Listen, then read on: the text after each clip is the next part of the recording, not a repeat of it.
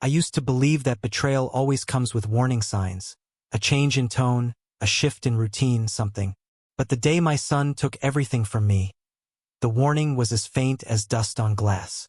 You don't see it until the sun hits it. We were sitting at gate 32, waiting for our flight home after a week that was supposed to bring us closer. The trip had been good, better than I expected, in fact. Sunsets, long conversations over dinner, and moments that almost felt like the old days before his mother died. For a while, I let myself believe we were mending. But that morning something felt off. Rodney kept tilting his body away from me, shielding his phone like he was hiding state secrets. His wife, Leah, kept offering these overly bright smiles that didn't match her eyes. Every time I looked at her, she glanced down, busying herself with a boarding pass that didn't need that much attention. I tried to brush it off. Maybe they were tired. Maybe I was overthinking. I've been doing that a lot lately. Then Rodney stood abruptly. "Dad, could you grab us some water and snacks? You know what we like." "Sure," I said, rising. "Come with me." He shook his head, pressing a crisp bill into my palm. "You go. I need to hop on a work call. Leah's got to run to the restroom." His tone didn't match the innocent errand he described. Too sharp, too final. But I decided not to push. Parents do that, we choose peace even when our gut growls. The shop wasn't far, tucked between a gift stand and a coffee kiosk. I took my time, choosing his favorite water, the kind he always claimed tasted cleaner. Grabbed granola bars, a pack of nuts. Felt a strange warmth in my chest, thinking about how proud his mother would have been to see us together again. The cashier was slow. A family ahead of me was wrestling with a stroller that refused to collapse. I felt mildly irritated, then laughed at myself. What was the rush? My family was waiting for me. At least that's what I thought. When I walked back to our seats, holding a small plastic bag of snacks, I stopped mid-step. The seats were full, but not with my family. A new group sat there, chatting casually, oblivious to the panic rising in my throat. No backpack, no jacket, no sign that anyone had been sitting there moments ago. I spun around, scanning faces, hoping Rodney would pop out from one of the nearby chairs with that half-smile he used to make as a teenager when he thought he was being funny. Nothing. The bag slipped from my hand. My chest tightened. I yanked my backpack open. My spare shirt was still there. A book, toiletries, but my passport pocket? Empty. Wallet pocket? Empty. Front zipper? Phone gone. My stomach dropped so violently I had to sit down before my legs buckled. My first thought wasn't anger. It was confusion, pure, disbelieving confusion. My son wouldn't do this. He couldn't. I stumbled to the gate counter, voice trembling. The couple, my son and his wife, who were sitting here. "Did you see where they went?" The attendant checked her screen. "Evan's party?" "Yes. They boarded 15 minutes ago. Took an earlier flight to Denver." "Denver?" My voice cracked. "We're headed to Seattle." She gave me the kind of look you give someone who's about to break. "Sir." Their boarding passes were updated. I staggered back, feeling the room tilt. A buzzing sound filled my ears like a hive opening inside my skull. The same buzzing you hear when your life changes in a single sentence. I returned to the empty seats and sat heavily. The $20 bill Rodney had given me sat crumpled in my fist. The only money I had left in the world. $20. That was what my son thought my safety was worth. The terminal buzzed around me. Families laughing, announcements echoing, people moving toward destinations that waited for them. I was the only one suddenly without a destination, without identity, without anything. My reflection in the window looked like the ghost of a man. As I stared at the planes lifting into the bright morning sky, something inside me cracked. Not loudly, but quietly, like ice splitting under pressure. He wanted me gone. He planned this. He took everything. I sat there, stunned, breath shallow, until something cold and unfamiliar settled into me. Resolve. If my son thought abandoning me in a foreign country would erase me, he had forgotten the one thing I had always been good at, survival. And I would survive this too. because I wasn't going to stay stranded. I was going to go home. And when I did, he was going to see a side of me he had never imagined. The longer I sat alone in that bustling airport, the clearer it became. This wasn't a mistake, a misunderstanding, or some kind of boarding error. Rodney hadn't forgotten me. He hadn't gone looking for me. He hadn't panicked and run around the terminal searching for his father. He'd left me, deliberately, cleanly, like I was disposable.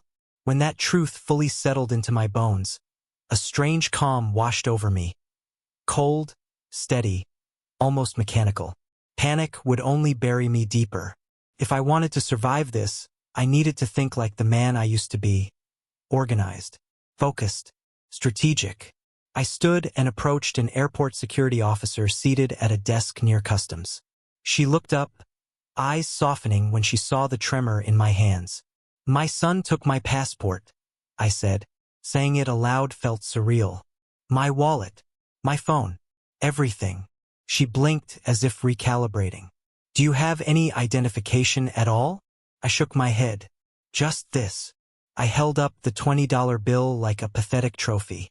Her sigh was long and heavy, the kind reserved for situations she'd seen before but wished she hadn't. She led me to a small office off the main hall. Inside, under fluorescent lights, the situation felt even more absurd. She took down my statement, asked questions, and typed slowly. "I'm going to give you the number for the closest U.S. consular office," she said gently. "They'll help you get temporary documents so you can travel home." I thanked her, even though gratitude felt hollow in that moment. Walking out of the airport into the late afternoon sun, the heat hit me like a wall. I had no phone to call a taxi, no credit card to pay for a ride, no map, no idea where the consulate was located. All I had was paperwork, a plastic bag with 3 water bottles, and the quiet promise that I would not give Rodney the satisfaction of breaking me. I walked. The city pulsed with life. Tourists bargaining at stalls, children chasing each other, vendors calling out for customers. The smell of grilled food drifted through the air. Under different circumstances, I might have found it inviting.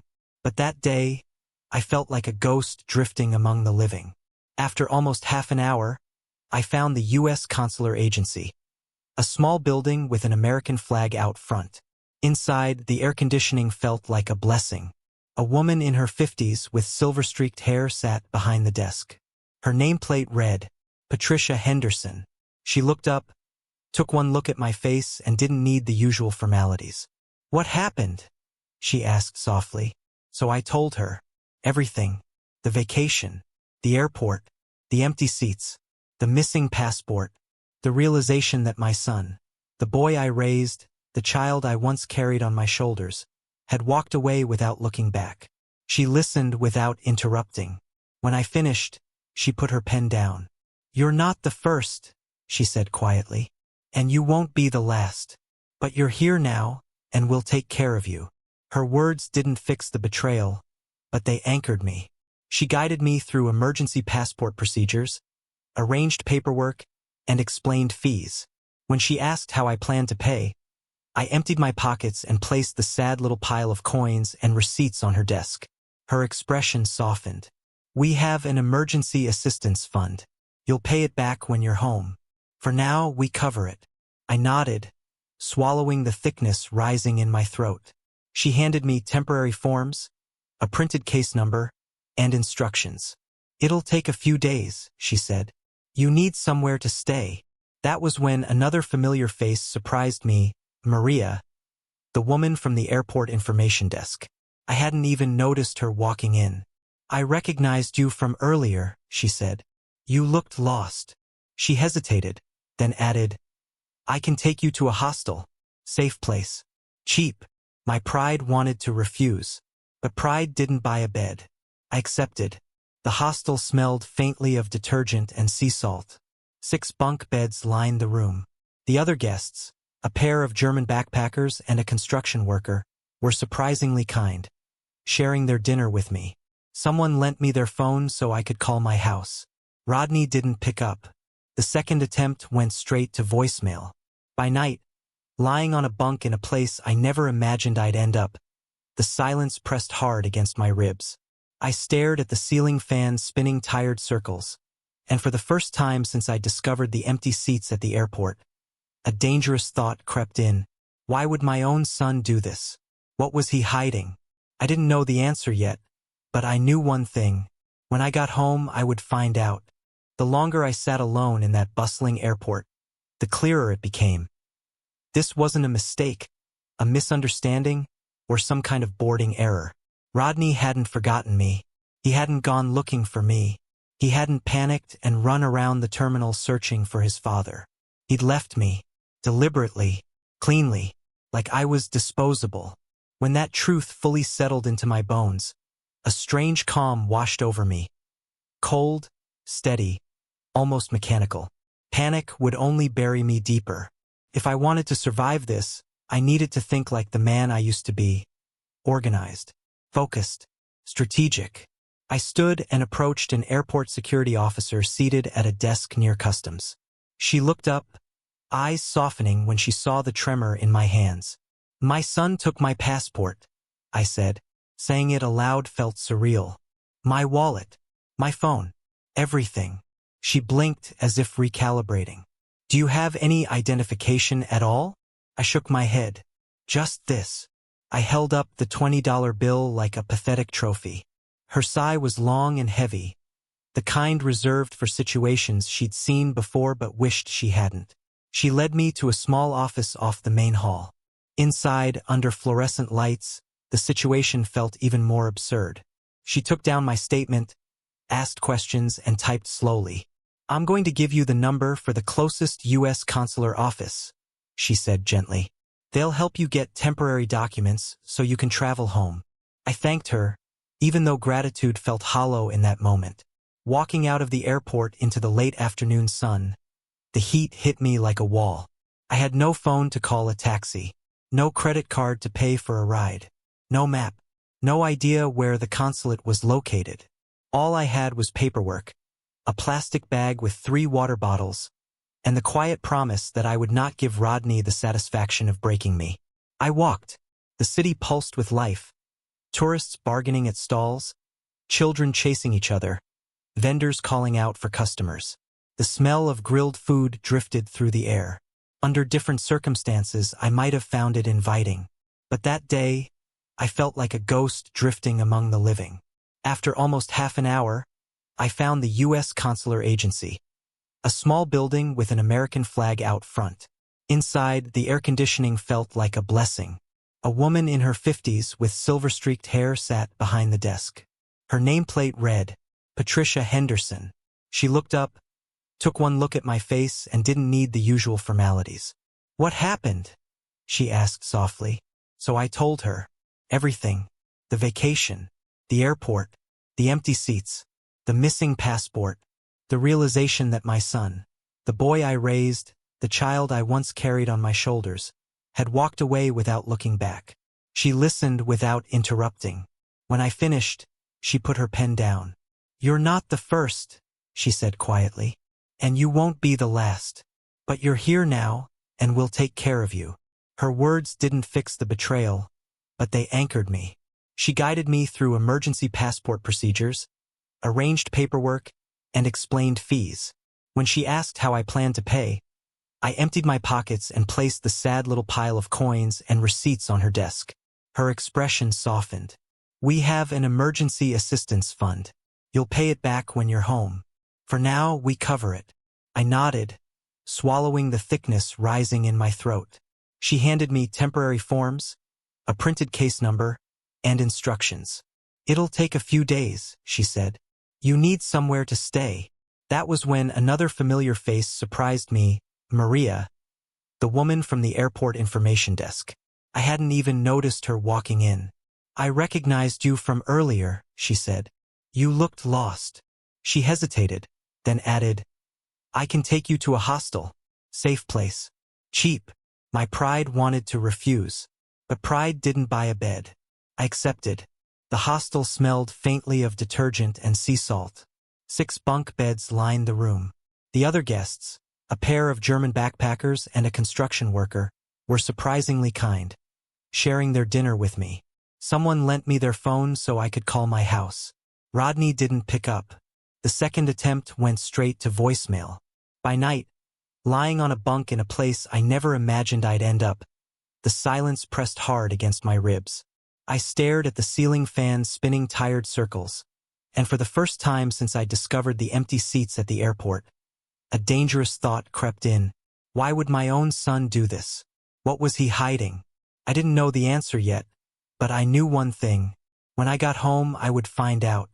The plane touched down in Seattle with a jarring bounce, and for a moment, I closed my eyes and breathed in the familiar gray morning light. Home. At least that's what this place had always been. But now, home felt like a battlefield waiting for the first shot. I waited patiently for everyone else to shuffle off the plane. No rush. I'd spent the last 3 days strategizing. Rodney didn't know I was coming back early. He thought I was stranded in a foreign country, struggling through paperwork. That advantage, surprise, was the only weapon I had.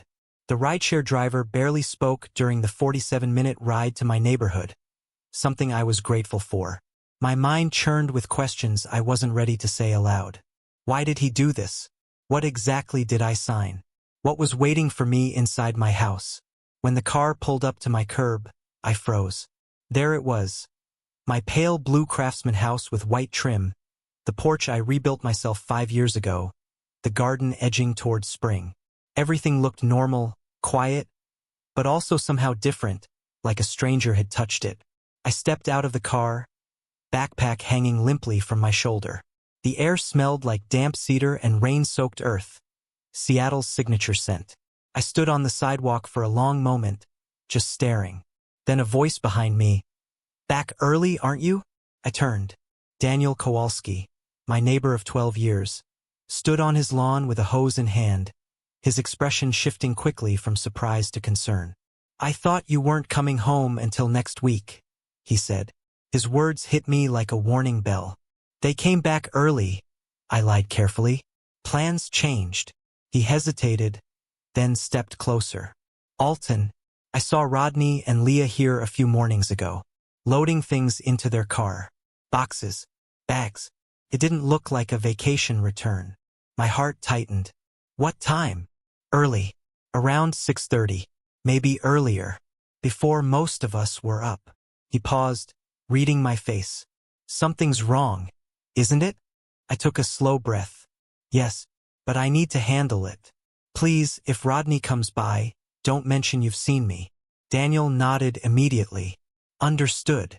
I walked toward my front door. The familiar concrete steps felt foreign under my feet. At the flower bed on the right, I reached behind the old rhododendron and lifted the fake rock that had hidden my spare key for years. Rodney didn't know about this one. The key still worked.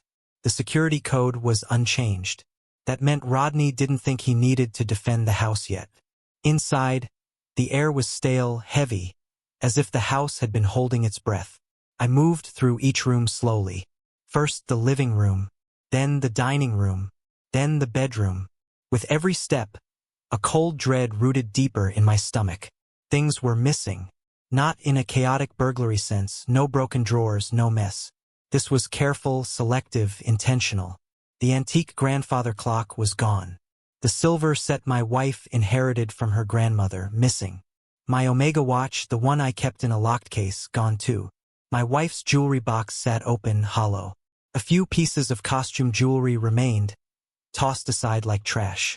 I moved through the house faster now, jaw clenched so tight it hurt. Room after room confirmed it. I hadn't just been abandoned. I'd been robbed. And then, in the sunroom, my home office, I saw it. A manila folder sitting dead center on the desk. Positioned perfectly, as if someone had wanted it to be the first thing I saw. My hands shook as I opened it. Inside were legal documents stamped and sealed. The top page read, "Deed of Gift." My breath stopped. Grantaire. Alton Evans grantee. Rodney Evans property. My home. Transfer reason. Love and affection. Date. 1 month ago. Signature mine. Notary stamp. Valid. My entire house. My security, my history, my life. Legally transferred to my son. With my own signature. I sank into my desk chair, numb, staring at the document that felt like a weapon. Love and affection. That was the reason. But the truth was clear. Rodney had orchestrated this from the beginning. The lunch, the laptop, the signature pad, the fast scrolling, his gentle, reassuring tone. He hadn't been guiding me. He'd been tricking me. The betrayal hit like a physical punch. And then something inside me shifted again. Something hard, cold, unyielding, like stone forming beneath my ribs. I wasn't helpless. Not anymore. Not ever again. I picked up the document, held it under the light, studied every line. Then I did what Rodney never expected me to do. I began planning. I sat at my kitchen table long after the sun dipped below the horizon, the deed of gift lying in front of me like a loaded gun. I read every line, every clause, every stamped mark until the words blurred. Anger flared, then cooled, then settled into something sharper, determination. If Rodney thought this was over, he'd miscalculated. By morning, I had the beginnings of a plan. Coffee in hand, I flipped through the list of real estate attorneys I'd found online through Daniel's borrowed laptop. I looked for someone with experience, someone who didn't fold easily, someone who recognized fraud even when it wore a friendly smile. One name appeared repeatedly in successful cases: Margaret Chun, property litigation specialist. At exactly 8 a.m., I called her office. Her receptionist answered cheerfully, offering appointment dates 2 weeks out. "No," I said firmly. "This is urgent. My son stole my house using a fraudulent document. I need help today." There was a pause, longer than a normal pause. Then, "Please hold." 30 seconds later, another voice entered the line. Calm, steady, professional. "This is Margaret Chin. Tell me what happened." I explained everything in concise bullet points. The trip, the airport, the missing passport, the abandoned father, the missing valuables, the deed I never meant to sign. My voice was steady, but beneath the surface, fury churned. When I finished, she asked one simple question. "Is the notary signature legitimate?" "Yes," I said. "Stamped and sealed." She exhaled. "Then this is serious. Come in at 11. Bring every document you have." Margaret's office was on the 20th floor of a downtown building with a view of Puget Sound. The space smelled faintly of printer paper and expensive toner. Law books lined the walls like silent judges. She was smaller than I expected. Early 50s, sharp black hair streaked with gray, eyes that missed nothing. She shook my hand firmly and gestured for me to sit. "Let me see the deed." I slid the folder across her desk. She put on reading glasses and examined it with the intensity of a surgeon analyzing an X-ray. Her pen scribbled notes in tight, controlled handwriting. 5 minutes passed in silence. Then she looked up. "This is a properly drafted deed of gift," she said. "Legally binding, clean, professional. Your signature appears genuine." The words landed like blows. She continued, "But if we can prove you were deceived about what you were signing, then we have a case for fraud." My chest eased slightly. "And can we prove that?" "That depends," she said, leaning back. "Walk me through the signing. Every detail." I told her about the lunch, the laptop, the signature pad, the scrolling, the wording Rodney used, medical directive, standard update, nothing unusual. She nodded. "He controlled the presentation. Never gave you time to read. Never provided a copy afterward." "Yes." She removed her glasses. "That is misrepresentation. And misrepresentation is the foundation of fraud." Her tone sharpened. "But fraud is a high bar. We'll need evidence, patterns, behaviors, motives. Anything that points to premeditation." I pulled out the list of missing valuables, the photos I'd taken on Daniel's phone, Daniel's written statement about seeing Rodney loading boxes. She studied each piece carefully. "This wasn't impulse," she murmured. "This was planned." There was more, though, something that had been gnawing at me since the moment I found the empty pockets in my backpack. "Rodney abandoned me in Mexico," I said. "Took my passport. Left me without identification. That can't be legal." She raised an eyebrow. "That establishes pattern and motive." But property law is separate. Still, judges do consider context. I nodded slowly. She was right. In the eyes of the law, every detail mattered, but some mattered more. She gathered the papers, organizing them into neat stacks. "Here's what we're going to do," she said firmly. "I'll file a motion to invalidate the deed based on fraud and undue influence. We'll need the notary interviewed, and you'll need to document every missing item." I took a slow breath. "What are the odds?" She didn't sugarcoat. 60-40 in your favor, if the evidence holds. "And cost. Retainer today, $5,000. If we go to trial, considerably more." I didn't hesitate. "I'll pay it." She nodded once. "Good. Then let's begin." Before leaving, she handed me a checklist. At the top, change all locks immediately. Document everything. Do not speak to your son without legal representation. When I walked out of that building, for the first time since the airport, I didn't feel helpless. I felt prepared. Rodney had started a war, but now I had an ally and a strategy, and I had no intention of losing. Changing the locks should have felt satisfying, empowering, even, but as the locksmith's drill buzzed through the late afternoon air, I couldn't shake the feeling that every turn of a screw was tightening the tension between me and my son. The locksmith, a sturdy man named Frank with salt and pepper hair, worked efficiently. "These old locks served you well," he said as he removed the deadbolt. "But the new ones? Much harder to pick or duplicate." "Good," I said. "That's exactly what I need." He didn't ask why. Maybe he sensed I didn't want to explain. Or maybe he'd replaced enough locks to know that people don't pay for this kind of job unless something in their life has gone very wrong. When he finished, he handed me 3 sets of keys. Front door, back door, and garage. All reset. If someone tries your old keys, they won't even turn. Perfect. After he left, I walked through my house again. Not to admire the new locks, but to reclaim the space. I moved small things around, shifted the angle of chairs, straightened shelves. It was symbolic more than practical, but I needed it. This was my home, and I needed to feel its walls supporting me again. Yet beneath that newfound strength sat a jittery unease, a sense that Rodney wouldn't simply fade into the background. He wanted something, he planned something, and he wasn't the type to walk away quietly. I didn't have to wait long to see what he'd do next. 2 days later, just past 4 in the afternoon, a car door slammed outside. I froze mid-step in the hallway. My heart kicked hard against my ribs. Through the narrow gap in the curtains, I saw a familiar silver Honda pulling into my driveway. Rodney and Leah. My breath slowed. My muscles tightened. The battlefield had officially shifted. I positioned myself where I could see without being seen. Rodney stepped out of the car and stared at the house, his expression confused, maybe even alarmed. Leah emerged next, whispering something sharply at him. She looked irritated, calculating. Then Rodney walked toward my door. I didn't move, didn't breathe. I wanted to see what he would try first. He stuck a key into the lock, then frowned, turned it again. Harder. The metal scraped loudly. Leah folded her arms. "What's wrong?" "They must have jammed," he said, trying again. He knew exactly what was wrong. He just didn't want to say it aloud.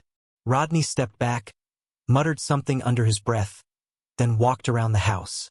I heard their muffled voices as they checked the back door, the garage door, even the kitchen window. Every lock, every entry changed. Finally, they came back to the front porch. Rodney pulled out a phone. My phone, the one they had stolen from me in Mexico. He stared at it helplessly before shoving it back into his pocket. Then my new phone rang. Unknown number. I let it ring twice before answering. "Dad." Rodney's voice was tight. "Is that you?" "It is." "Where are you? We've been trying to reach you." I let silence stretch for a moment. "I'm home." Another silence, this one heavier. "Home?" he repeated. "But how?" "You left me in Mexico. But I found my way back." His breath hitched, barely audible. "You changed the locks." "Yes," I said calmly. "Your old keys don't work anymore." "Can we talk?" he asked. "Face to face." I walked to the door and opened it just enough to see them. They both looked stunned. Rodney's face had gone pale. Leah's eyes narrowed, her expression tightening as she calculated the situation. I stepped onto the porch but did not invite them in. Rodney tried a concerned look. "Dad, thank God you're safe. What happened at the airport?" Stop. I lifted my hand. "I know what happened. You asked me to get water. You took my passport, my wallet, my phone, and you boarded another flight." Leah whispered harshly, "Let's go. He's being unreasonable." Rodney ignored her. "Dad, that's not." I cut him off again, this time holding up a stack of papers I'd placed on the hall table specifically for this moment. "These documents," I said, "are motions filed with the court. Fraud, deception, property theft, and a request to invalidate the deed you tricked me into signing." Rodney's face drained of color. "That document you told me was a medical directive?" I continued. "It wasn't. It was a property transfer. You stole my house." Leah's grip on Rodney's arm tightened. "Rodney," she hissed, "we need a lawyer." Rodney exhaled slowly, rage flickering behind his eyes. "That deed is legal. My lawyer says." "Then call him," I said coldly. "Because the police already have a report. The courts have my motion. And everything you say now." I held up my phone. "Recorded." His mouth snapped shut. Leah tugged him backward. "This isn't over," she whispered. "No," I said calmly. "It isn't. But it's not ending the way you planned." They walked away. Not quickly, not triumphantly, but like people retreating from a door they couldn't break through. When their car pulled out of the driveway, I turned my new locks with steady hands. Round one was over, and I had won it. The morning after Rodney's attempted visit, I expected silence, maybe even restraint. But sons like Rodney don't back down. They regroup, they retaliate, and they strike where it hurts most. At 9:14 a.m., my phone rang. Margaret Chen. I answered immediately. "Mr. Evans," she said, her tone unusually sharp. "I need you to come to my office as soon as possible." My pulse jumped. "What happened?" "He filed something, and you need to see it with your own eyes." By 10 a.m., I was seated across from Margaret in her glass-walled conference room. Her assistant slid a thick stack of documents toward me. Margaret folded her hands.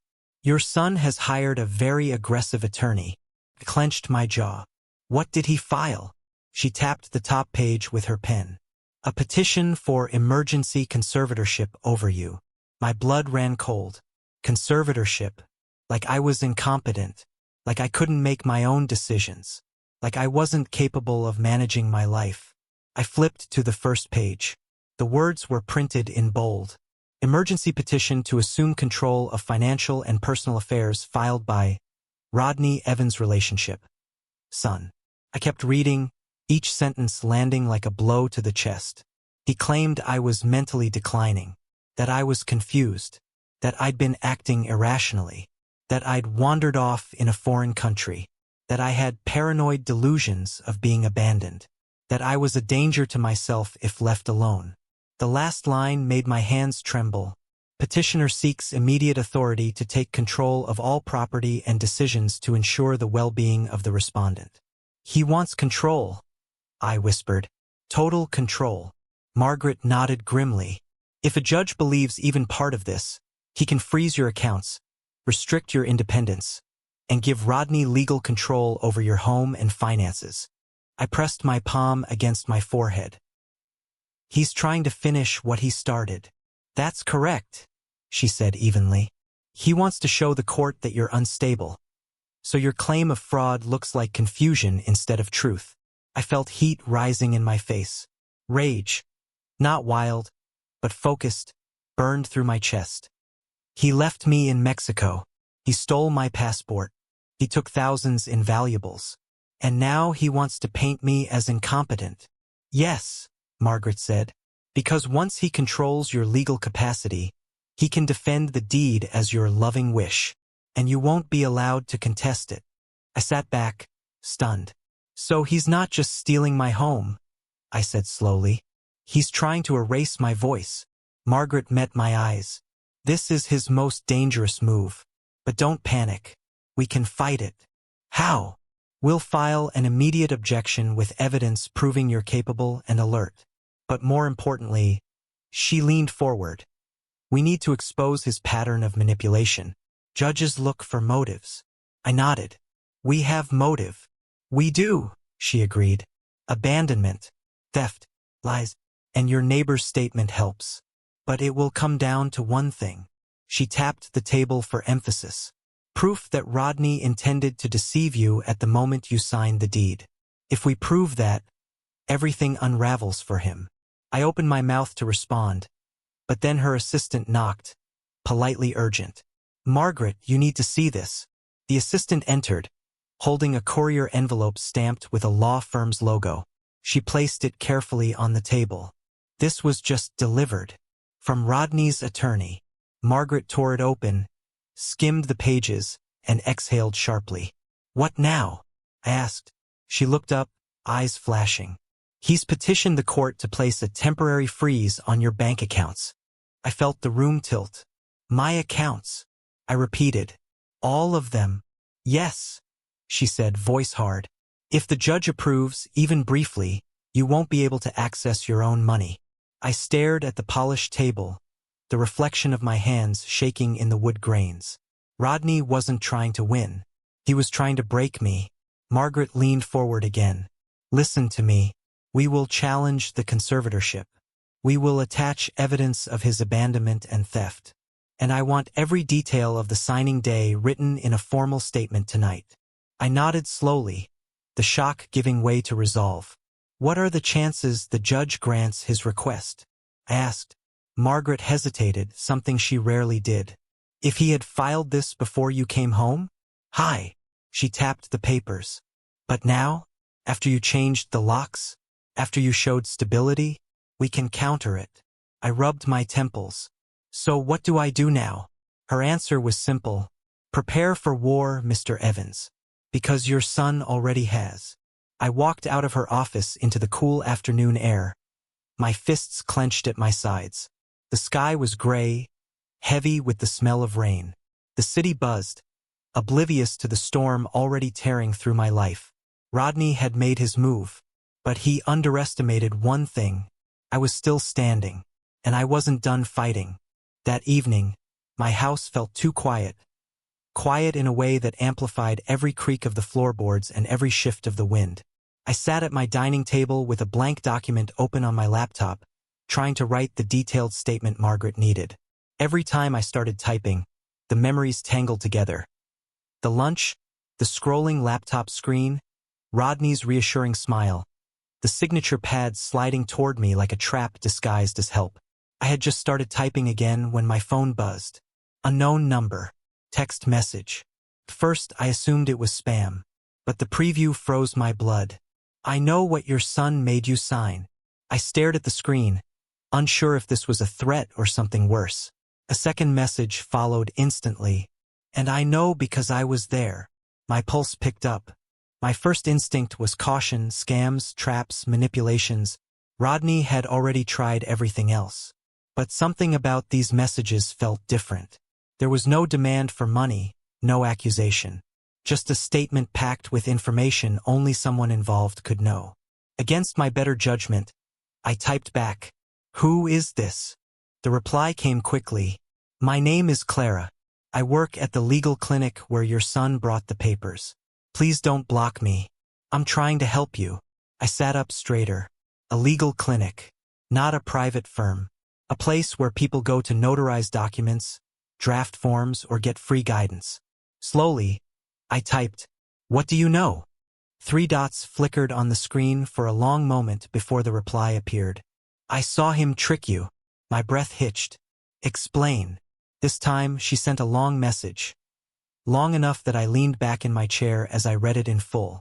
Clara wrote, "Your son came in a month ago asking for help drafting a deed transfer. He said you wanted to put the house in his name before anything happened. He kept repeating that you were overwhelmed with managing things alone after your wife passed." A cold shard of anger pierced my chest. He used my grief as ammunition. She continued, he insisted we prepare everything quietly because you get stressed easily. I found it strange, but not illegal. I clenched my jaw. Rodney always knew exactly which strings to pull. When you arrived, she wrote, he made sure you were seated at the far end of the table. He kept talking over you, rushing you, saying everything was just routine paperwork. That part stung. I remembered sitting there, trusting him completely. We tried to tell you what it was, she wrote, but he interrupted us multiple times. He told us you'd already discussed everything and just needed to sign. My hands shook. He didn't just trick me. He silenced anyone who could have protected me. Afterward, she added, he asked us not to mention the deed when we handed you the copy. He said you were still grieving and might panic if we went into detail. Panic? I almost laughed, bitterly, painfully. Panic was what he caused, not what he prevented. But it was her last message that sealed it. I knew something was wrong, so I kept a duplicate file for the deed and the audio note logs. If you're fighting him, these could help. Please don't tell him I contacted you. My breath left my body in a slow, stunned exhale. Audio logs, duplicate files, a witness to the deception. I stared at the screen, feeling something shift inside me. A mix of relief, anger, and vindication. This was the proof Margaret had said we needed. This was the missing link. This was the evidence that could crush Rodney's entire case. I typed back, can we meet? Her reply was immediate. Yes, but not at your house. Tomorrow morning. Neutral location. I'll text you the spot. I hesitated before responding. Thank you. She wrote one final message. Your son was not acting out of concern. He was acting out of desperation. And I think you deserve to know why. I read that last line over and over. Desperation? Why desperation? What had pushed Rodney so far that he would betray me, abandon me, strip my home, and attempt to take control of my entire life? Something deeper was unfolding. Something he hadn't told me. Something he feared I would discover. The quiet of the house suddenly felt heavy again, as if the walls themselves were holding their breath. Tomorrow I would meet Clara. Tomorrow I would hear everything. And tomorrow, I suspected, the real truth would finally break open. Clara chose a public place for our meeting. A small cafe near the waterfront, quiet but open, with wide windows facing the gray-blue tide. When I arrived, she was already seated at a corner table, a slim folder on the chair beside her, a cup of untouched tea cooling in front of her. She stood when I approached. Mr. Evans? Yes, I'm Clara. Her voice was steady, but her eyes carried a heaviness. Guilt, worry, something else. We sat. She didn't waste time. I'm sorry, she began softly. I should have spoken up that day. Your son's behavior, it didn't feel right. None of us felt good about it. But he pressured us, made it seem like you were fully aware. You tried, I said gently. He made sure I wouldn't hear you. She nodded, relieved I didn't blame her. Then she slid the slim folder toward me. Inside were duplicates of the deed documents and copies of the clerk's internal audit notes. At the bottom was a USB drive. There are audio notes attached to each signing that day, she said. Routine logs we keep for training purposes. You can hear the full interaction. Everything Rodney said. Everything he interrupted. My breath caught. This was more than evidence. This was truth sealed in sound.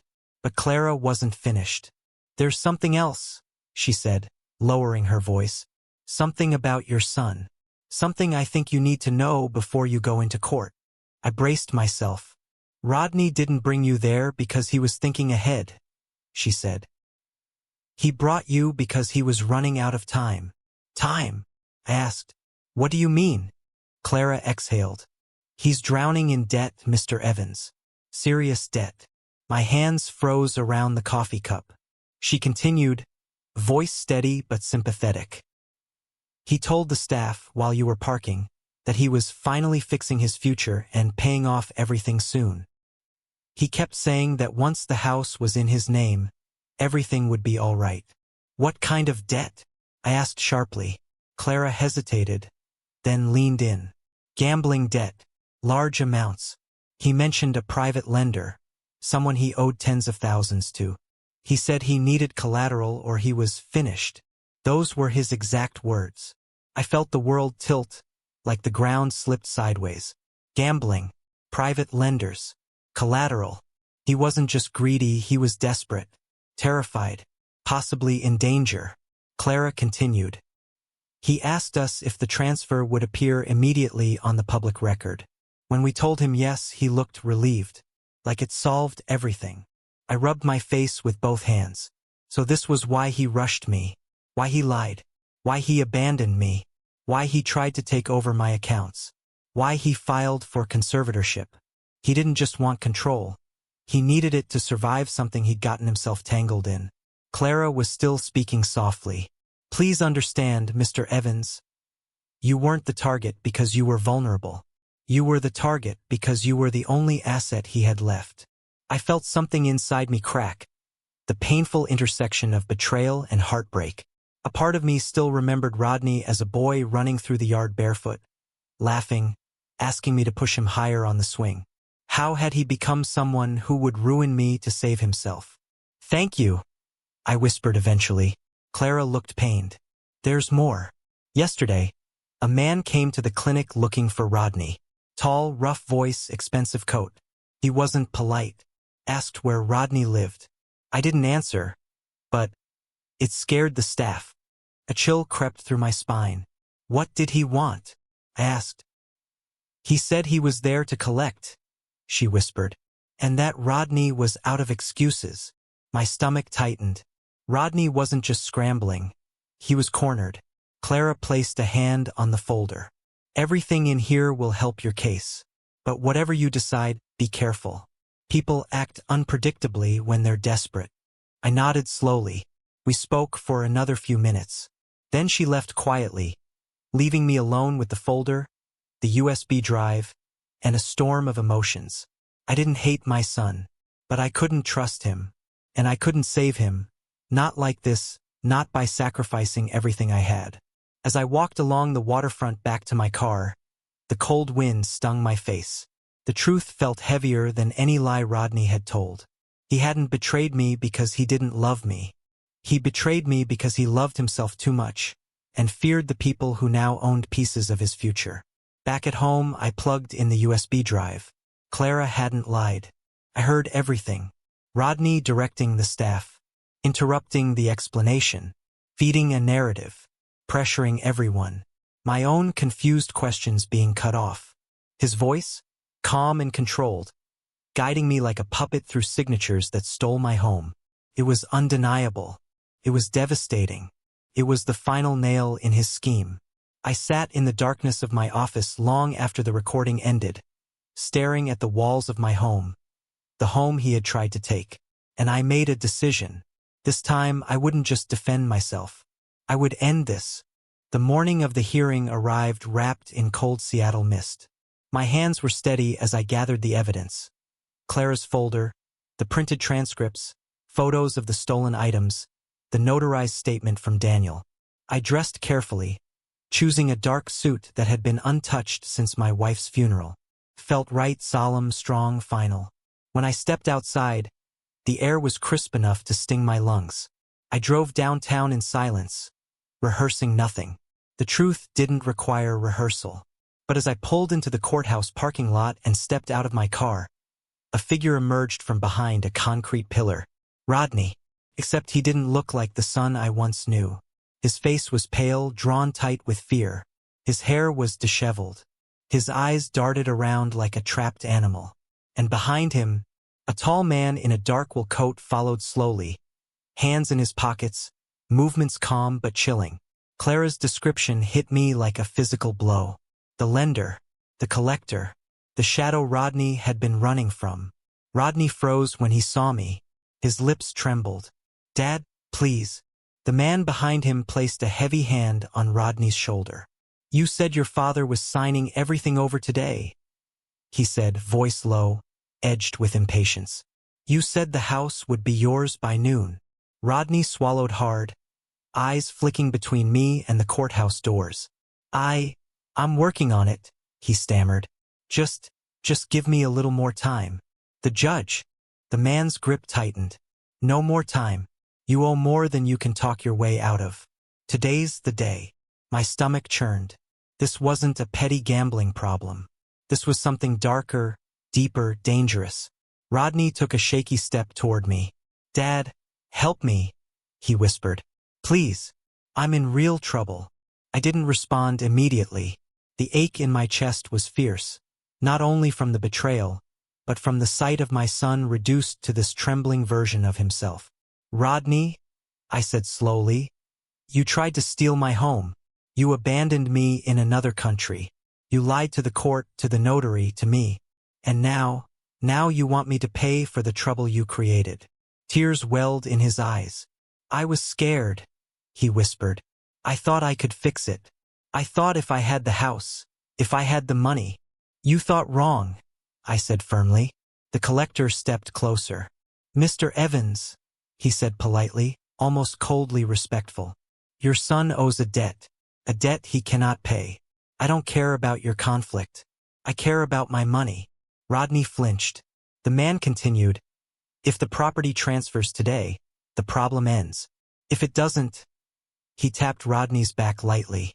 We explore other solutions. I stepped protectively between them. You won't touch him, I said. He raised an eyebrow. Then you're choosing to pay? No, I replied.